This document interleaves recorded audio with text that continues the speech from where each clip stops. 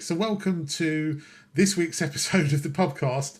This sounds really weird because actually this is just part 2 of a recording that we're already halfway through, and we're still here with Adam Gibbs. Adam. Hi. Right, start again. Sorry, Adam. No, leave it in. It's brilliant. No. It's all right. You're spoiling the magic of it. No, you can't tell them we've already recorded. No, it's all right. It'll be fine. Right, am I on now? Yeah, I'm still on. Yeah, Dave, thumbs up if I'm on. Yeah. Okay, so welcome to this episode of the Pubcast, and this is actually kind of part 2 of an episode that we recorded quite a while ago. Although we haven't recorded it quite a while ago because we're still halfway through recording, if that makes sense. And we're still here anyway with Adam Gibbs. Now, I predict that this is going to go out sometime in mid to late May, right? So let's play a little game. Let's go round everybody and see if we can guess what the big news story of this week is going to be. Right, so mid to late May, have a guess. You can go first, Darren. In May? You put me right on the spot now. What's the big news in May? Meghan and Harry are getting divorced. Right, that's one. Brilliant. Meghan's been found out she's actually a man. Who? Who? You know Meghan, remember her? Meghan is actually a man. Yeah. Unbelievable. I'll tell you what, I'm sick and tired of lockdown 4, aren't you? Well, hang on a minute. That's my headline, you cheating bastard. So I'm going for Britain enters lockdown 4. Oh, you know. Due to Peruvian strain. I was going to say we had to deal with the Canadian variant that came across in May. That's right. Yeah. The Canadian variant that came across in early March. What about you, Dave? What have you got? I just got my award from Landscape Photographer of the Year. Thank you ever so much. All right, man. Congrats. Dave. Well done, mate. Amazing, because I didn't enter. And it was all Sky replaced in Luminar, so fantastic. All right, so let's get on with some topics, shall we? What should we talk about first? I think if you watched the last episode of us talking, which was quite a while ago now, you would know we were quite photography heavy. So I think we'll start this one with something a bit lighter. So this question is, and I don't know who asked this question, I don't know who came up with it, but if you met God, assuming he exists, let's assume he exists, what would you ask him? What would be the first thing you would ask God if you met him? And anyone can go, I don't care, just throw it out there. Why? Well, I would ask him. Why? I would ask him, why wasn't I born rich instead of handsome? That would be definitely the first question I would ask. But do you know what? I'm assuming now. You know, you float through the clouds, and you come to the old pearly gates, and he said, "Right, you go through the gates into heaven." Do you know what I'd be really concerned about? Is it boring in heaven? Because heaven, then I've seen boring to me. I mean, I don't know how you picture heaven, but You prefer hell. There's not more going on in hell. well, Another flame. well, what do you do in heaven for eternity? You play the harp. Float. That's fine if you can play the harp. You learn. Mind you, I Oh, no, suppose you'd automatically know how to play, surely. oh, you would I you? would have thought so, yeah. Float on a cloud. Right. So So you wouldn't need a drone. You could fly around with your camera, couldn't you? Yeah, in a Yeah. cloud. Yeah. and me harp. DJI cloud. You could just float around and annoy people. I do that anyway. Yeah, we could do it more because they wouldn't be able to see you, so you'd better annoy them even more. I'd have a question for him. I'd have a question. Go on, Boy, Dave. listen to you, matey boy. War, pestilence, plague, famine. What the fuck? Yeah. Yeah. Cancer. Coronavirus. What's that all about? Yeah.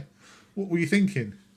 So you know when you said, "Oh, we was a bit photography heavy on the last pubcast, so we're going to start with something a bit lighter." That wasn't exactly. Cancer is not, kind of Light. a light-hearted subject. War, yeah. Mild cancer. Oh, that's all right then. But all of those things, you can't blame God for those. All we can blame is ourselves. Oh, he's All those getting deep. things. He's getting deep. Oh, He's Yeah, getting deep. but God would say that, wouldn't he? Or Yeah. she. Well, he's got an He would answer say for everything, that. hasn't he, though? To be honest. Or she. Just Oh, put it out yeah, there. Or she. she. Yeah, just put it out there. Less about Meghan. Yeah. I'm not sure what I'd ask. I'd probably ask, what am I doing here? Probably. How did I get here? I think we'd all ask that question. If we all died before what's you. Gary doing here? And, and there was a ring at the gate, and it was We like, invited him in. Oi, Gary, you head south, mate, not north, south. can you imagine though if you did? You arrived at the pearly gate, and the gates opened only for God to appear, and it was God with a face of Mally. Oh, how scary would that be? Frightening. You've got to ask, is there a different option? Can I go somewhere else? Yeah. And right there is your thumbnail idea. Yeah. Can you imagine eternity with Mally? Oh, Hang on, wasn't that Pubcast 40? That felt like eternity with Mally. Well, imagine if you turn up to the pearly gates and God comes out and goes, get off my land. Even worse, he's Welsh. He's Welsh, and he's like, you're not coming in here, you're English. Get out. Get out, you're English. Sod off. You can't I've come been in. growing this beard for a reason, Oh, really? Is there something you want to it tell does us? look quite biblical. Did you cause the storm that washed away your jetty? Yeah. Anyway, So we killed that conversation. That was a great start to this week. Brilliant. Well done. So, all right, let's move on then and actually talk about some photography, shall we? Seeing as we've only. I know. This is a good question, though. This is genuinely a good question, and I'm really sorry, but I didn't write down who asked it. It was someone in one of the comments, and it's relating to Woodland, and he says, "Is the struggle with Woodland photography shot composition or post-processing?" And I think that's quite interesting, because I think a lot more than any other genre that I've taken, that I've had anything to do with, post-processing is more key in Woodland than any other for me. Oof. I think so anyway. Ooh, no. Because Oh no, I don't agree with that. I No? think the Okay. positioning of all the woodland trees is so important. If you mess that up, then you've nothing to work on. No, I don't agree with that. I didn't say that post-processing was more important than composition. What I said What was did you is that say, Gary? Sorry. out of all of the subjects or genres that I've done, post-processing is the most important for me in woodland photography. Getting it right. why? Because it's really easy to mess up a woodland shot with your post-processing. You can kind of other genres. I feel you can kind of get away with maybe doing things that are a bit quirky or pushing stuff that maybe you shouldn't push quite so far. But I think with woodland, there's a point where you hit that subtle, point. you mean? Yeah, Gotta be subtle, you hit a point, and then it's ruined. The shot's completely ruined just by moving, one slider slightly too much. I find with woodland much more than other genres. You can easily overdo a woodland shot post-processing. But surely woodland is more about composition. It's more about, because there's so much going on, it's more about actually making the scene work, making the scene compositionally work, using the trees in the right position, making sure you've got the gaps and the leading lines and whatever it is. But it's all about taking your time with composition, because it's so much more difficult than it is in a normal environment, because you've got so much going on. So sure, it's got to be composition rather than post-processing as the most important thing. I like the way Simon Baxter approaches his woodland. He sees them as like characters, and then how one character will interact with another character. So try to look at the subject rather than just trees. Look at them as shapes and how they interact with other shapes around them. I think one of the problems a lot of people have is that they're out to find a specific tree or situation, whereas I think that maybe if you can do what Simon's doing is not just look at one tree, but look at the whole scene and all those interactions within that scene. I generally, personally, I look for things like light, what the light is doing, and most of the time around here on the island, I mean, the light is pretty piss poor. It's flat and not terribly interesting, so I'll just look for little nuances in the light, and then when it comes to processing, then just exaggerate those nuances so that you create that depth, you know. But Well, on your last video, Adam, which would have come, well, I say your last video, the last video that I watched of yours, which came out roughly about, I don't know, what's today's date? So about the 10th of March. oh yeah, it was ages ago. I'll see if I can remember. It was ages ago. But actually, it wasn't a photo that you actually took, but it was your ending, your outro when you done a piece to camera. Obviously before the video ended, and I was looking at the vista of it, and I thought that would have made a cracking photo. Well, it's funny you should say that, because I noticed that as well. I thought, damn, why the hell did I take it? And there was a broken branch just at the bottom. Just get rid of that, move it out of the way, and then just move over to the left just a little bit. Everything fell into place. It did. Everything about it. I thought, oh, that's a cracker. And I was hoping actually that when you finished, that picture was actually going to come up, but I was a bit disappointed that you didn't. Oh. But it's funny because subscribe. Lost it. Well, I'm actually going to go back. Actually, no, I did. Sorry, I did go back. Yeah, that was a cracking video when you went back. I loved it. Lessons learned, that was called, wasn't it? Yeah. The return. Yeah, and that photo was amazing, Adam. Where did you get your inspiration from? Some Cockney geezer. It's a shame because so right now the logging roads into that area, there's a bunch of blockades. There's 3 blockades. They're trying to stop a company called Teal Jones from logging that area. But Teal Jones have gone out and they've got a court injunction to get rid of these protesters. So I want to get in there before they start arresting people, because I'm not sure if they're going to log that area where I was or not. But I want to get back in there and take some more images before they do log it, because there's so much potential in there. You know, it's a real shame. But yeah, no, I noticed that composition. I thought, oh yeah, that looks really good. Would have made a nice panel. But Jamie and I, it did make a nice panel. Commented on it did make a nice panel.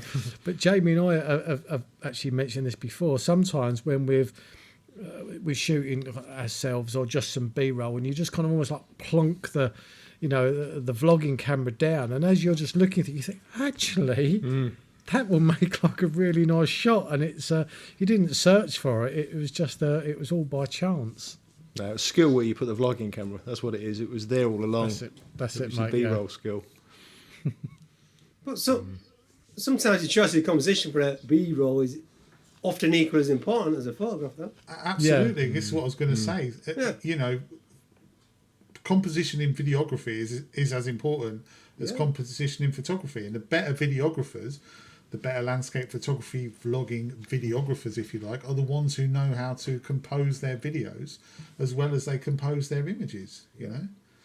And you often find that the better ones do tend to find those compositions that you go, why didn't you take that shot? You know?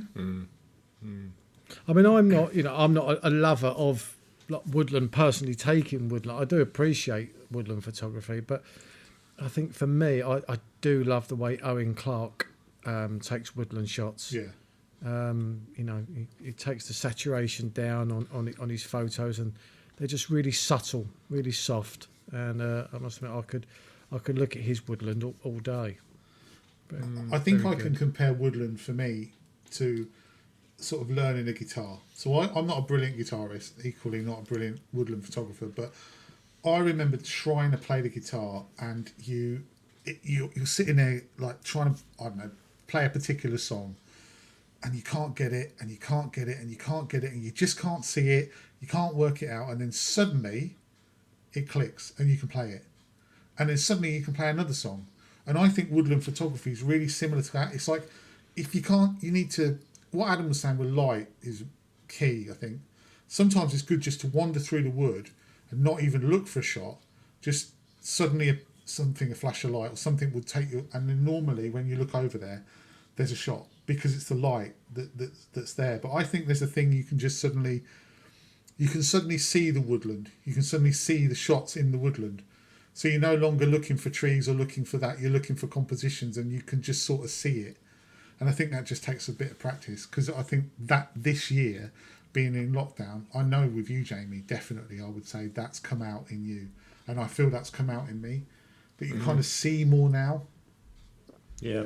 You do. Well, it's like anything, you just got to practice. Just got to keep going out there and keep taking photographs. But I think you're absolutely right, Gary. I think there is that light bulb moment with Woodland where, first of all, you think it's just so much going on, and how the hell am I going to create a photograph out of this? And then you start to hone in. And I started when I started using the telephoto, just trying to go in a bit closer to scenes rather than look at the mess that's going on, just try and pick out elements. And then once you've done that, you start to see scenes within scenes, and then you can go back and actually say, there was the shot there that I took close up, but actually if I come out a bit more, then I can introduce that tree over here, or that fern over there, and actually make it a wider scene. So you start to just develop your skill by just practicing more and more and more, and learning more of what you can do. Because the great thing about woodland is there's so much there to shoot, and you can be like you do, Adam. You can go and really tight with some nature shots and really pick out some detail within the floor or the bark or whatever, or you can take the wider shots and panos that that pano that you did, Gary, not long back. You've got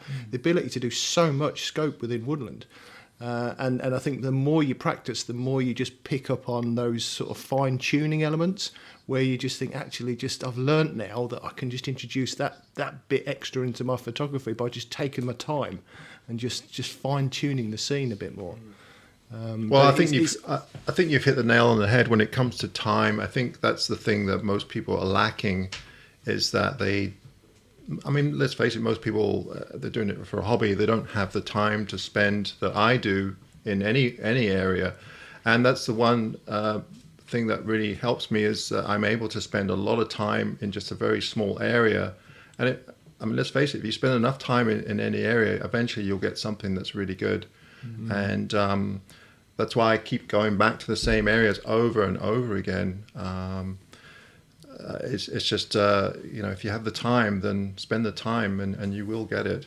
But if you're working 9 to 5 and you only get out every other weekend, then most people don't have that But I think time, a lot of people in lockdown, certainly here in the UK, have spent a lot of time in the local woodland because it's the only place they could go, and therefore they've got used to it. And I was watching, I think, Ian Worth's video back in whenever it was when we shot this this podcast ages ago, and he said that he'd spent so much time in one particular woodland that he knows all of the trees more or less and all the compositions, and he spotted one that he took one way, and all of a sudden he walked around the opposite side of it, and he hadn't thought about doing that before, and there was another shot there. In actual fact, he preferred that than the other one. So once you get to know the woodland or the area, in all seasons, because obviously it changes so much within season, when you've got the colour of the spring, and then you've got the greens of the summer, and then the browns of the autumn, and then the contrasting colours of winter.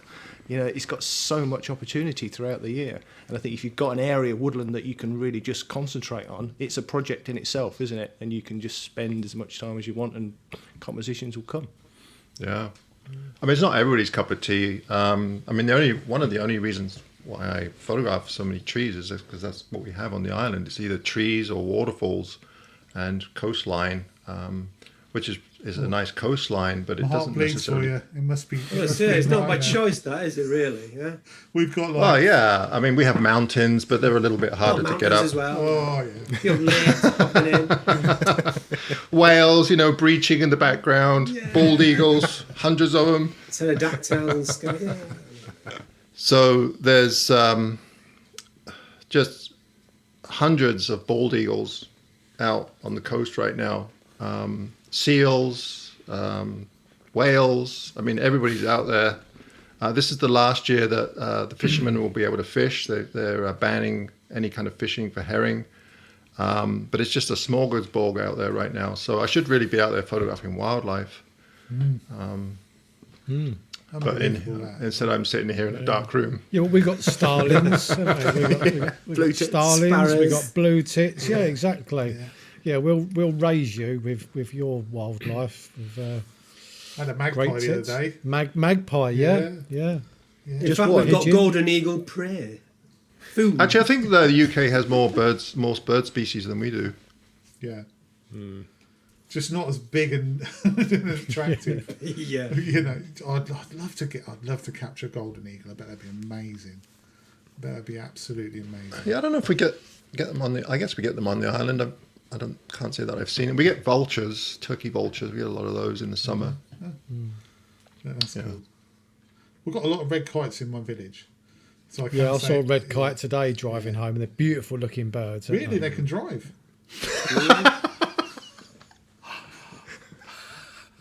I don't get that joke. You said you saw a red kite driving home. Yeah. You said you saw a red kite driving Oh, home. sorry. Yeah, sorry. Yeah. Never mind. If you have to explain it, it's never a good joke. Never a good joke. So Woodland, anyway, is I think we covered that. Composition, not processing so much, but a little bit of processing. Good processing is important, I would say. Right. Well, yeah.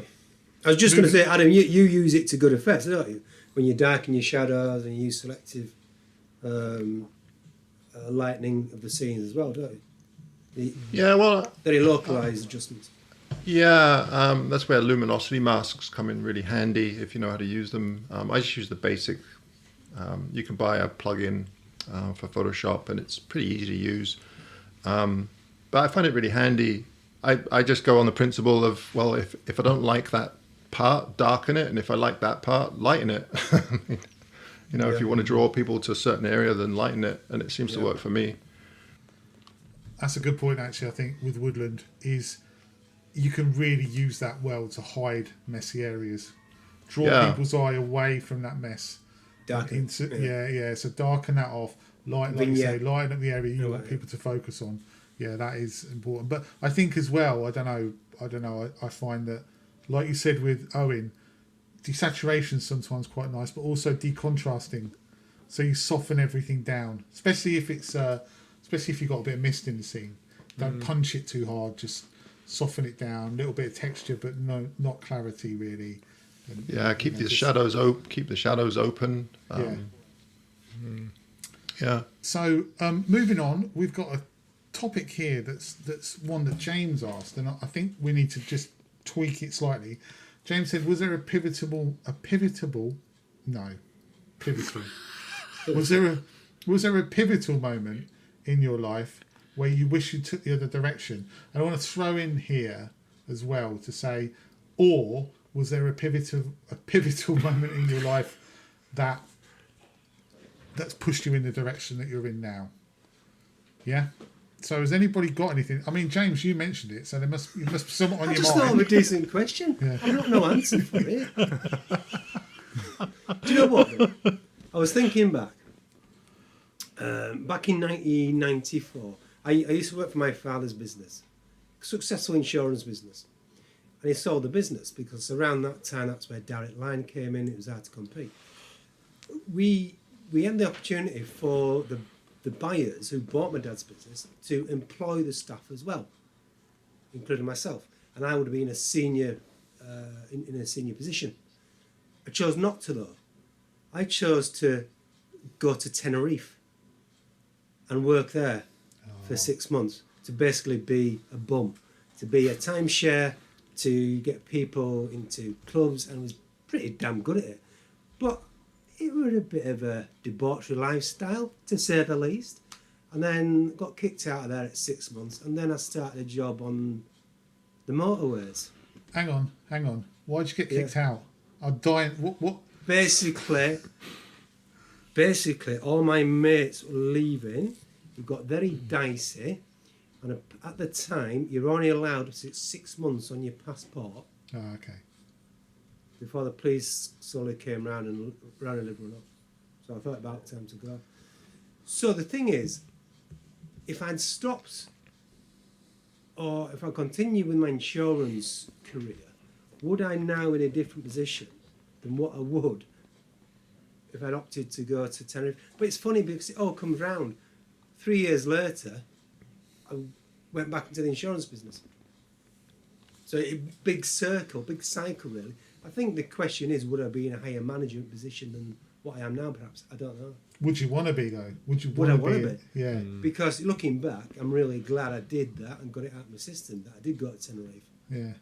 And it was quite an experience a good life-changing experience. You build up confidence that way. Would I be the person I am now? Some may argue it's not quite good, but there you go. But you never know. It's a question. Well, that's the point. An answer. You never I know. think it's quite, it's really difficult to look back. I mean, I remember when I was 18, and me and a friend of mine was going to go to Australia for a year, and we filled out kind of all the visas. All the visas were kind of ready to go. I remember going to Australia House and queuing up and getting all the forms, and we had to save up £2,000 before we could actually apply for our visa and show these funds. And we pretty much saved for best part of a year to get this £2,000 together. And I was actually working away from home.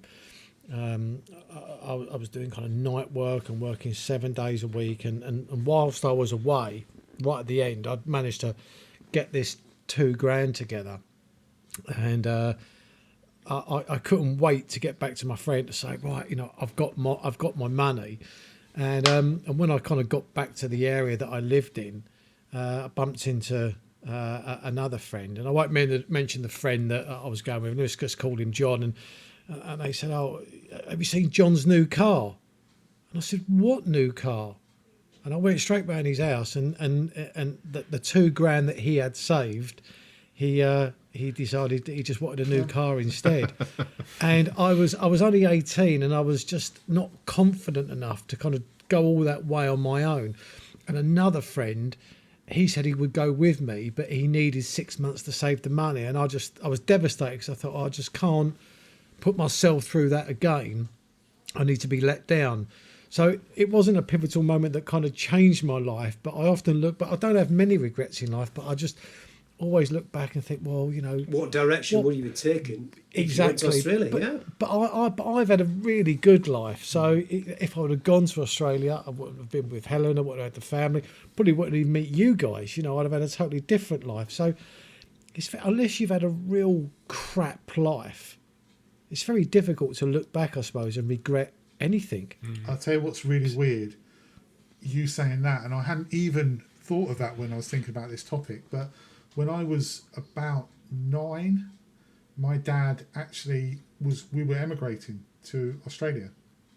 Right. And we went through the whole process, and like you said, he went to Australia House, got all the forms, we had medicals and all of this, and I remember having my medical and going back into school and sort of saying to my friends, we're going to Australia, we're moving to Australia. And then apparently, and I'm not sure what to believe really, but apparently my brother failed the medical. This is what my dad said. So we never went. And I've lost contact with my dad. I haven't spoken to him for 25 years. But turns out, I never knew this, turns out that so I lived with my grandparents when I was younger. Turns out that my dad was adopted. He was actually an Australian, back in the 40s when a lot of kids were sent over to the UK from Australia. Well, he was sent over to the UK from Australia and was adopted by my grandparents. So my grandparents weren't even really my grandparents. I had no idea. And I only found this out sort of 15 years ago or so. So, yeah, God knows what would have happened if we'd have ended up moving to Australia. That would have been a completely different life for me. Absolutely, so, But then, I had a pivotal thing that happened that was pretty significant. I came home from school and my folks had moved house. And and they told you? Yeah. The keys under the pot? They moved house before I'd finished A-levels. I was still in the sixth form. I had about 9 months still to go. And so to be fair, they sorted me out. I got a flat, and so I did the last sort of 6-9 months in school as an independent adult, even though I was only 17 at the time. Wow. But I had to get myself out of bed, make my breakfast, go to school, do my laundry and all that sort of thing. Poor guy. But what happened was, because they'd moved all the way up to Scotland, they just assumed at the end of school, I phoned my mum and said, right, that's it, finish my A-levels. She said, OK, then. It's expecting me to be on the next train to Scotland.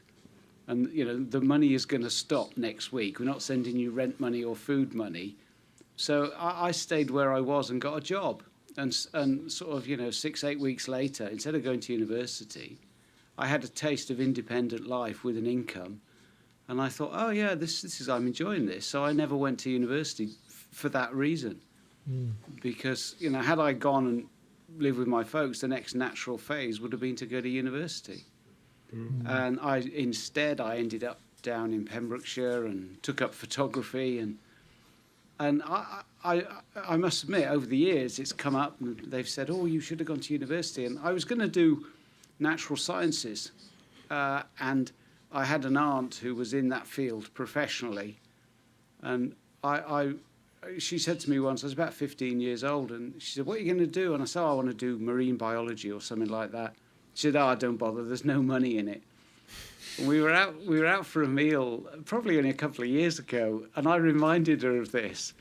And she said, oh, bloody hell, I said, oh, that was really sound advice. I took you up on it. And she was a bit worried. I said, no, it's fine, because, I've had a great life. I all these businesses and done well out of it. And if I'd gone into that academic side of things, I just think now I would probably not consider it to be as worthwhile as it has been. I've had a great time, really enjoyed myself. So that decision really did change the path of an entire career. I'm a great believer for what will be, and I think we do choose paths that end up taking us where we were probably going to end up. Yeah, it's interesting when you think back about times that could have changed or did change the direction of your life. A bit similar to sort of James when he was saying that I lived in the middle of nowhere. My parents lived in the heart of the Cambridgeshire Fens, and it is literally in the middle of nowhere. And it's a village, and there's hardly any people that live there. But I was brought up with a very small community of people, and generally people didn't tend to leave the Fens. They tended to, they lived off the land.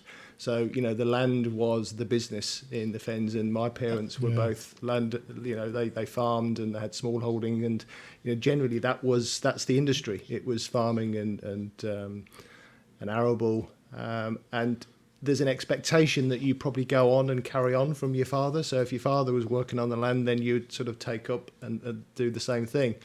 And I decided I didn't want that because, I was actually an only child, and I spent a lot of time helping my parents on the land, and I found out what bloody hard work it was. And I thought, I don't really want to spend the rest of my life putting my back out and putting so much effort into for limited return. So I decided to leave home and went to the big metropolis that was Peterborough, that Gary knows very well. Living the dream. Skyscraper. But at that point, to me, Peterborough was a massive city. Literally, I was living in the middle of nowhere, and Peterborough was this huge city. I was literally going to say, Jamie, to you, how did you explain the 6 fingers when you moved out? But then, to be fair, you moved to Peterborough, so I had to have the operation and cut them off, so I fitted in. Yeah, moving to Peterborough, you wouldn't have needed to, would you? Because we're all like that anyway. So. Yeah. But and that was the big change in my life. I moved to Peterborough and started to work for an insurance company, funnily enough, same as James. And that working in a corporate environment, working in a city, the whole change of environment was completely different. And from then on, I met my wife at the insurance company, and obviously we've gone out of kids, and you just get through, you go into then life, and it just happens in stages. And I fell into various things over the term of my career. I've done okay. I've got great kids, and I enjoy what I'm doing. And I think that if I'd have decided to stay in the Fens, then I think my life would have been completely different now. Not that I don't enjoy going back, and I've got so much respect for the place because it's where my heart is. But I think that turning point was when I decided just to up sticks and leave what was the heart of the Fens and try city life as it was, although Peterborough is not a big metropolis, but and it was a huge turning point for me, I suppose, when you think back, because if I didn't do that, then I could probably still be working the land somewhere in the middle of the Fens with a bad back. Yeah. I wonder what it would have been like for you, Adam, if you'd have stayed in Bletchley, because Ooh, yeah. Most of my friends, there weren't any job prospects at that time, so they ended up joining the army and fighting in Northern Ireland. I don't know. I don't really have any regrets, that's for sure. The only regret I do have is that I got married, and probably one of the hardest decisions that I ever made. And probably does your wife know that? Is your wife listening to this one? I don't care, because she, I had a horrible divorce and I went through a really hard time. But that's the only regret that I have. Probably one of the best things that I ever did, and I really wish that I'd done it a long time ago, was start my YouTube channel. I was going through a bit of a hard time when the magazine that I worked for went bankrupt, because I'd worked for them for so long, and when you get so used to doing the same thing that, and of course all my eggs were all in one basket, and suddenly it was all gone, and I was like, oh man, now what the hell am I going to do? Because I don't really have any formal education other than photography, so what am I going to do? And so that's when I started the YouTube channel, and it's worked out brilliantly. I just wish I'd done it a long time ago, or sooner. But I don't have any regrets or anything. I mean, my life is kind of, I've always done things for myself. I'm a bit selfish. When I was in my younger days, I just climbed. I climbed for about 10 years full time. I didn't really have a regular job. I was always on the belief that have fun now and worry about it later. So. Yeah, exactly. I'm still doing that. Nothing's changed. And then I got into photography when I got married, and photography is probably not the best thing to get into to make money, but I've always worked for myself, and probably the biggest pivotal moment for me was when I was a kid, when I joined the Boy Scouts in the UK. That was probably the best thing that ever happened to me. We had such a great troop, and of course all my school friends joined as well, and we had so much fun, and that's where I was introduced to the outdoors. And that's always, even stuck in the middle of Bletchley, we'd go up to the lakes or Wales or wherever. We had good leaders, and that really stuck with me all these years. And that's why I enjoy the outdoors now, is because of that. Because my parents aren't into it at all. So, thank the Scouts for that, for sure. Yeah, that's a good point actually, because my parents, from what I can really remember, my parents kind of got divorced when I was quite young, but I don't ever remember my dad or certainly when I was living with my mum, they was never really kind of outdoor people, so I don't quite know where I get my love of being outside and my love of nature from, because it certainly wasn't, you have a lot of people that can recall stories, when I used to go out with my father or my granddad and we would do this together and they would show me. I never had none of that actually. So and my brother and my sister, they're not really kind of big outdoor people. So no, mine neither. No. It's funny because when I first got into outdoor activities, I wasn't really into nature at all. It was more for the activity, like climbing or kayaking or whatever.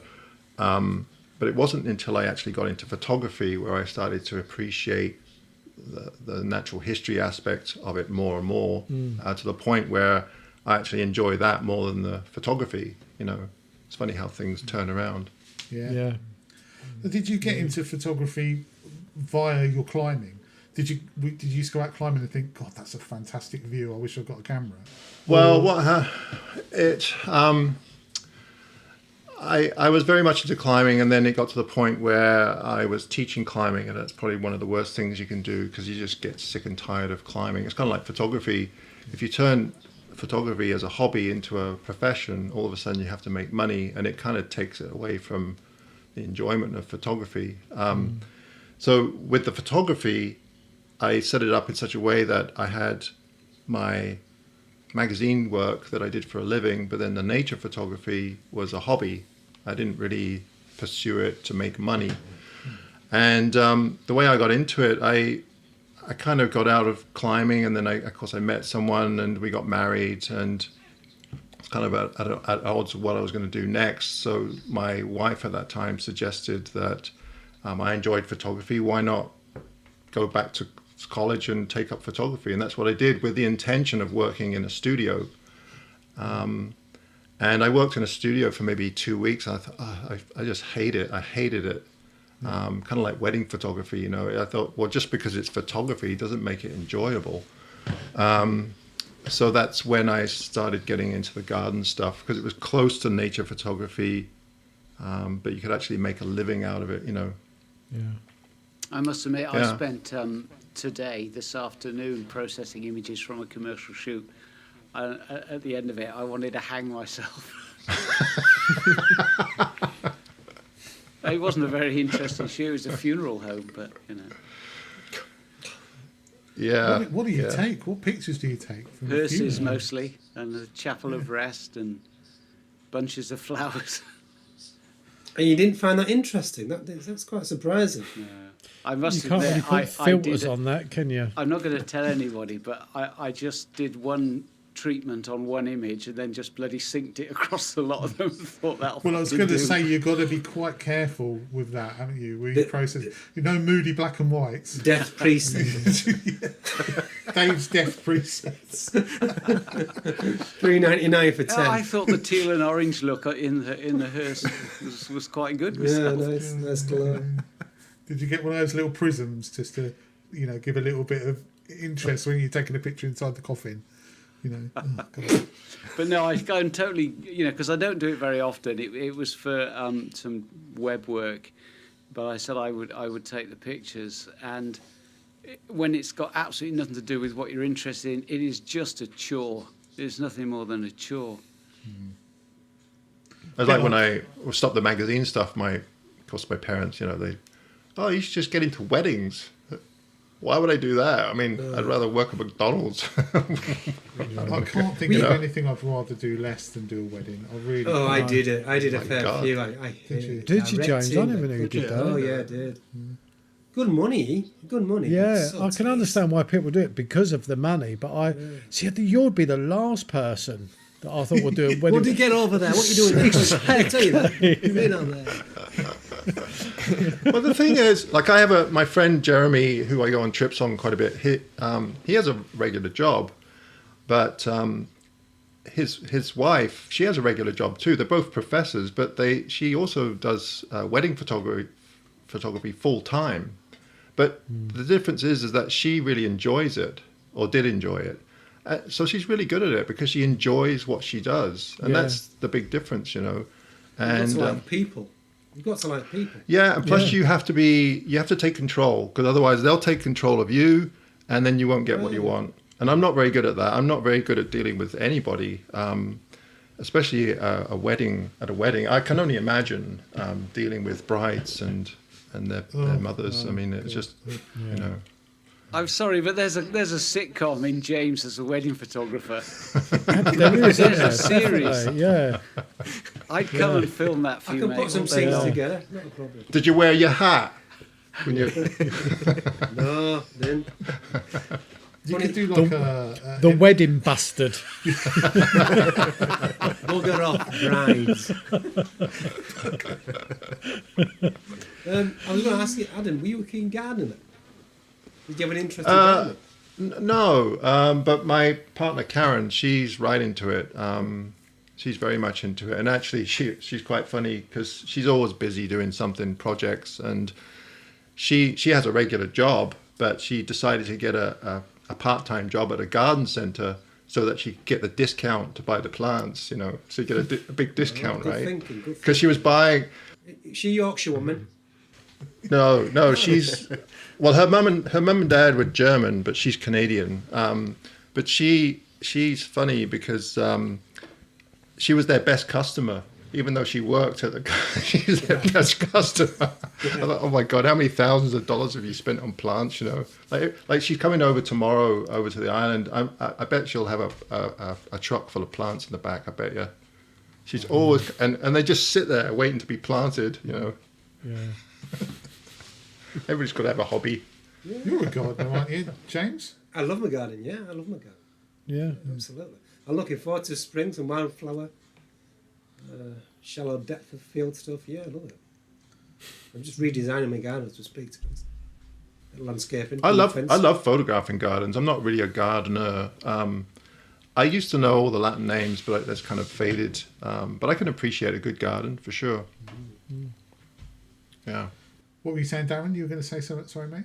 No, Helen's very similar. She loves being out in the garden, and she actually said the other day, she said, I'd really like to get a job at a garden centre. Yeah. Just to, you know, I think We have she'd one really right like across that. the road here, a little one. So The commute's a bit far, mate, I think, at the moment. just walk across the road.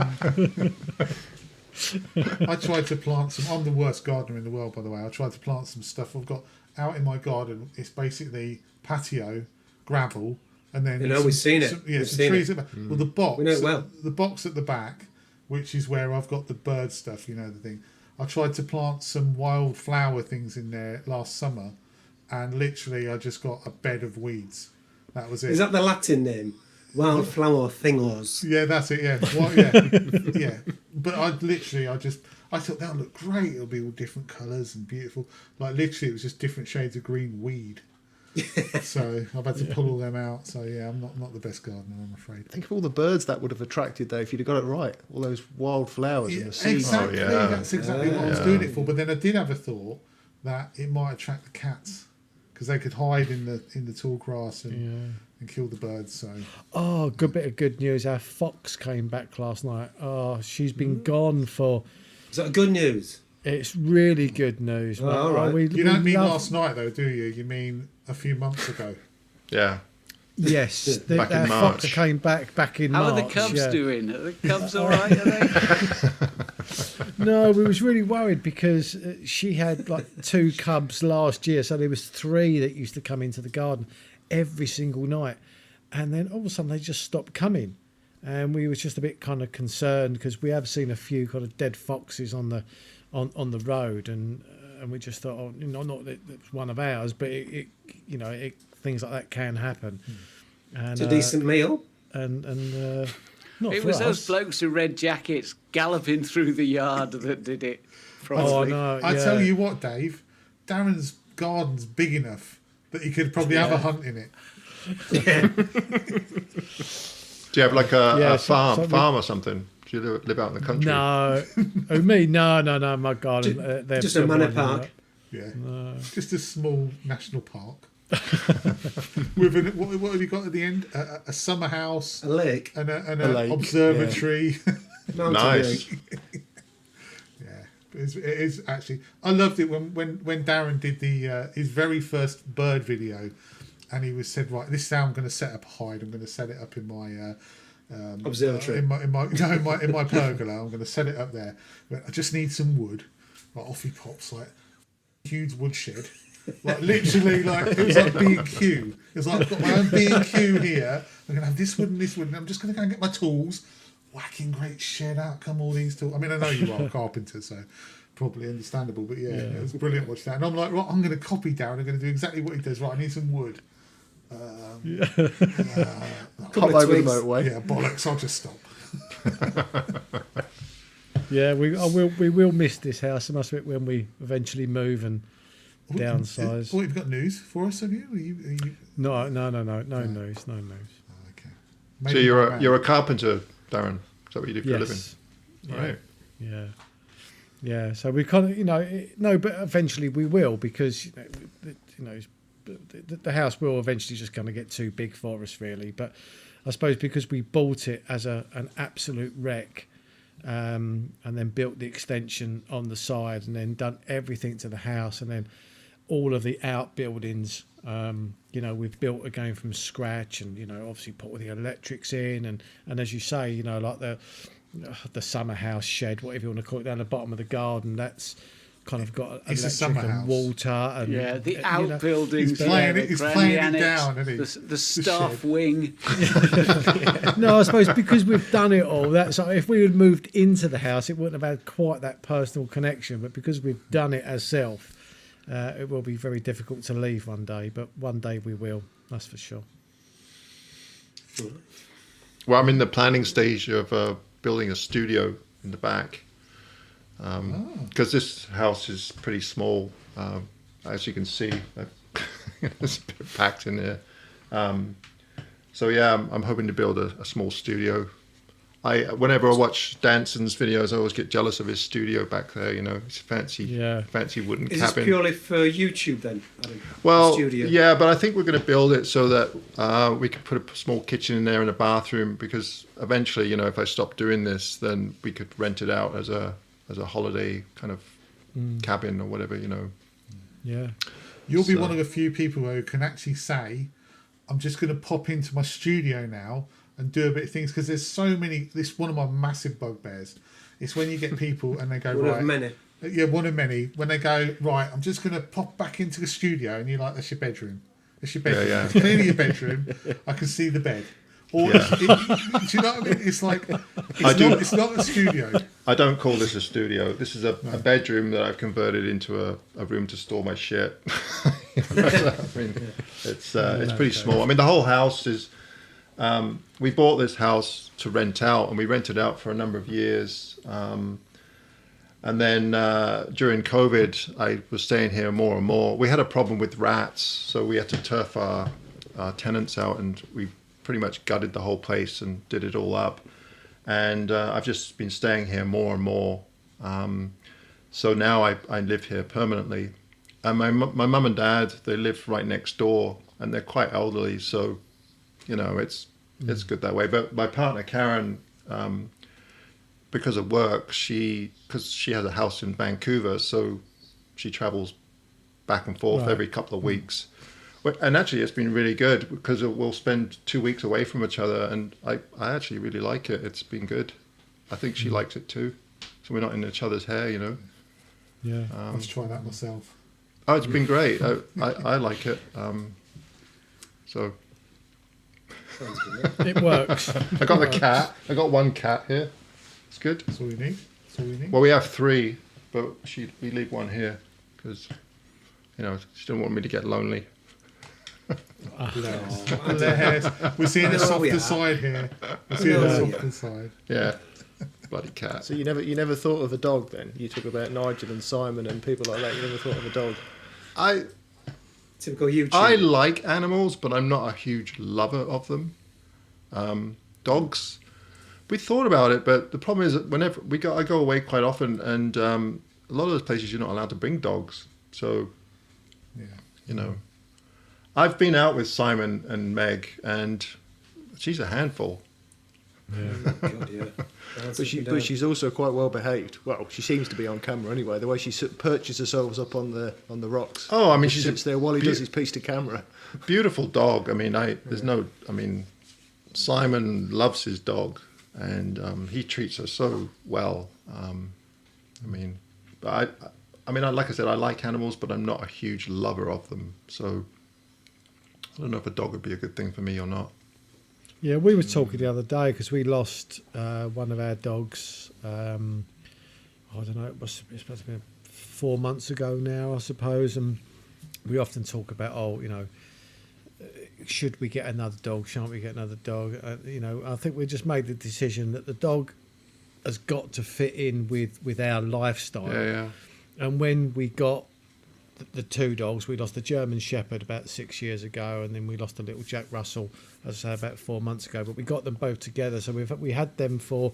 I mean, he was about 14, but 14 years ago, we just pretty much moved into this place, and as I said earlier, it was an absolute wreck. So when they was puppies and they was chewing, the old furniture or the old skirting board, it really made no difference, Yeah. But you think now you've got a puppy now. And we put it in the motorhome, and we went out for a couple of hours, come back, and that motorhome's destroyed. I just think no, the dog's got to fit in with us, and at the moment we're not we're not ready for another dog. That's for Yeah, sure.